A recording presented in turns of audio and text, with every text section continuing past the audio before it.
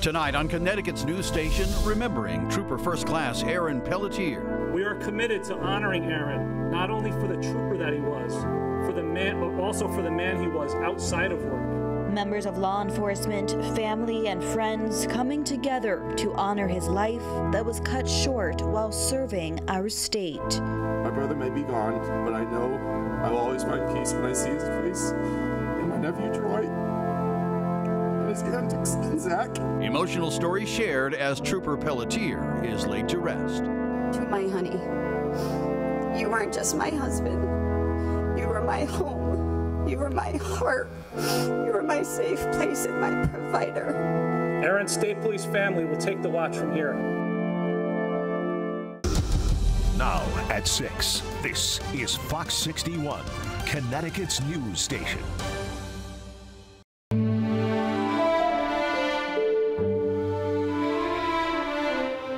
Thousands of people honor the life and memory of Connecticut State Trooper First Class Aaron Pelletier today for his funeral. The 34-year-old died in the line of duty last week and leaves behind a wife and 2 young sons.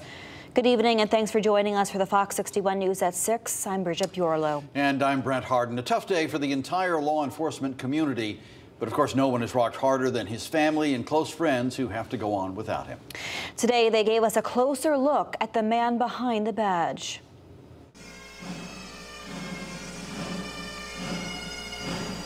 Members of law enforcement from across New England traveling to Hartford to say goodbye to their brother in uniform. Aaron served with integrity and empathy.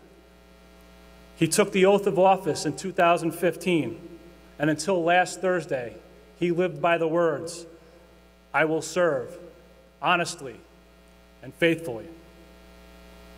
Our state has truly lost a dedicated servant. Thousands of people packed in the Xfinity Theater for fallen trooper First Class Aaron Pelletier's funeral Wednesday to honor his sacrifice and show support to his family. The 34-year-old leaves behind his parents, brother, sister, wife, and 2 young sons, 5-year-old Troy and 3-year-old Zachary. I know how much Aaron was loved, but I had no idea the impact he had on the lives of so many of his fellow troopers. Pelletier's wife, Dominique, fighting back tears as she delivered his eulogy. You weren't just my husband. You were my home. You were my heart. You were my safe place and my provider. His brother Michael reminiscing on childhood memories and thanking the Connecticut communities. Trooper First Class Pelletier laid down his life to protect and serve. I know my brother is laughing and flashing that grin we'll all miss. My brother may be gone, but I know I will always find peace when I see his face. And my nephew Troy, and his antics, and Zach. Thank you all for the love and support you have shown Dom and the boys, and my brother Aaron Pelletier. Thank you. And as they salute an American flag-draped casket, they pledge to never forget the hero inside, whose smile and spirit will live on through his children. The light in our smiles will be forever dimmed, and the thought of this world without that laugh seems unimaginable, but has already become real. I promise to keep you alive in our home, in our heart, and in our boys' memories forever. I love you, and I miss you. I just freaking miss you. At today's ceremony, we also learned Trooper Pelletier will receive the Life-Saving Medal and the Medal of Honor. This for rescuing a motorcycle driver following a crash 1 week before a crash ended his life. If you would like to support the Pelletier family, there's a GoFundMe page set up in their honor. It's already raised more than $500,000. You can find a link on our website, fox61.com. Before the funeral services, a procession carried Trooper First Class Aaron Pelletier from the Della Vecchia Funeral Home in Southington to the capital city. At the funeral home, a massive show of support on display. Trooper Pelletier's cruiser covered with countless flowers, balloons, cards, messages, and this morning, people lining up along the procession route to say their final goodbyes. I heard a helicopter, I heard the procession leaving, and I wanted to come out, and I was just, like I said, I was very touched and moved, and my prayers and thoughts and love go out to the family and the community. Law enforcement coming from across the state and the country to honor Trooper First Class Aaron Pelletier today. Fox 61's Jim Altman continues our team coverage now with more on the outpouring of support. I think it's important for us to all remember that sacrifice that Trooper Pelletier made. Detail! Halt! It really doesn't matter what uniform you wear. We all do the same job. We're all brothers and sisters. Just show the Pelletier family that they're not going through this alone. They've come from across Connecticut. They've come from across the country. For all these departments, it's the same mission: to honor and remember Trooper First Class Aaron Pelletier, a husband, a father.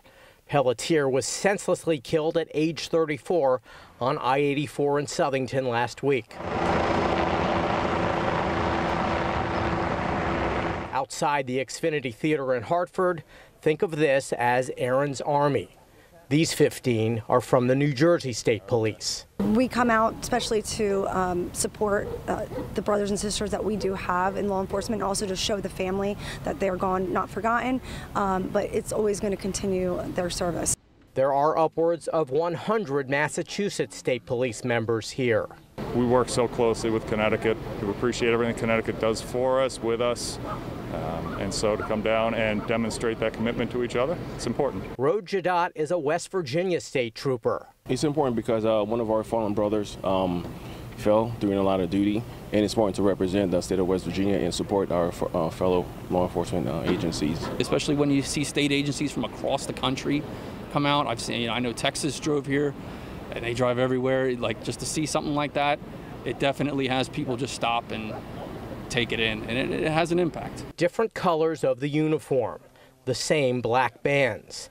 The day is dedicated to supporting a fellow brother behind the badge. We're grieving with them, and we're just here to support them and let them know that their loved one will never be forgotten, and we're here to support them. We all want to be here to show our support and show that at the end of the day, it is one family, one team, one fight.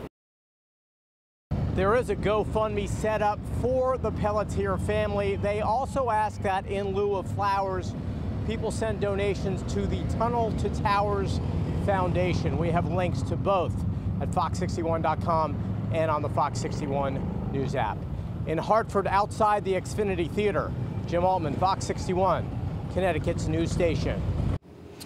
Jim, thank you. And coming up later in the show, we continue our team coverage honoring State Trooper First Class Aaron Pelletier, including reaction from the community and how one important flag made its way to Connecticut for his service and sacrifice. Now, the Fox 61 Weather Watch with Chief Meteorologist Rachel Frank. Humidity has returned today, and we do have rain returning tomorrow after a longer dry stretch of weather than we've become accustomed to lately. We actually need the rain, but we might get too much of a good thing in parts of the state. As we head through the day, there will be a few rounds of scattered showers and storms, but the round that comes through in the late afternoon, early evening could bring some of the heaviest downpours, and there is a chance for an isolated strong to severe storm as well. The Storm Prediction Center out in Norman, Oklahoma, has placed central, really the western half of the state in a level 1 risk of severe weather. It's a 5-level threat scale, so that means it would be isolated in nature. But again, primary concern would be for locally heavy rain, and then the secondary concern would be for some strong gusty winds. Right now, we're looking at temperatures in the mid-70s to right around 80 degrees. You can see more clouds, though, for the New Haven area than inland areas. And as more humidity continues to stream in tonight, we could see areas of patchy, dense fog developing as well. And you can see some of those clouds here starting to come in on the satellite, too. But the rain is far, so you still have time to get out and enjoy the rest of the day if you don't mind the warmth and the humidity. Lows tonight will be falling back into the 60s, so it's not going to be as comfy for sleeping. I'd keep the windows shut tonight, and we'll see those rounds of rain tomorrow, wettest early and later in the day. We'll explain your full forecast coming up. All right, Rachel, thank you. New tonight, an appeals court has stopped Georgia's election interference case against former President Donald Trump. It's only temporary, though, as the court reviews a lower court's ruling. That ruling allowed Fulton County District Attorney Fani Willis to remain on the case. Now, Trump's team claims Willis had a conflict of interest when they learned of her secret relationship with her hired special prosecutor, Nathan Wade. The judge in the Georgia case wanted to move forward with pretrial motions while the appeal is pending, but now he won't be able to. It was already unlikely we would see a trial before the November general election, but this makes it all the more certain we won't.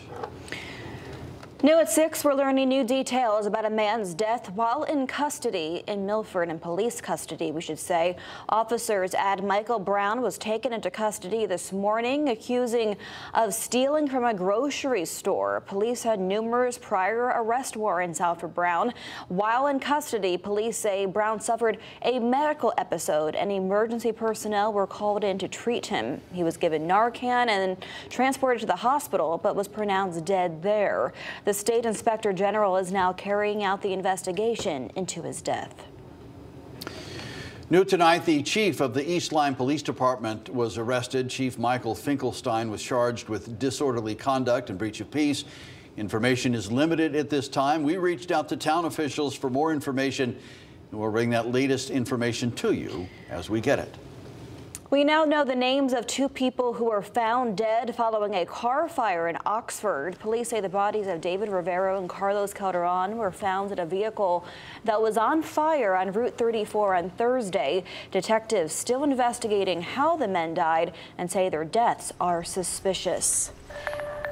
And new tonight, Governor Ned Lamont is looking to secure new funding to address ongoing flooding at Job's Pond in Portland. Now, the governor is proposing more than $187,000 in state funds to install pumps at the pond.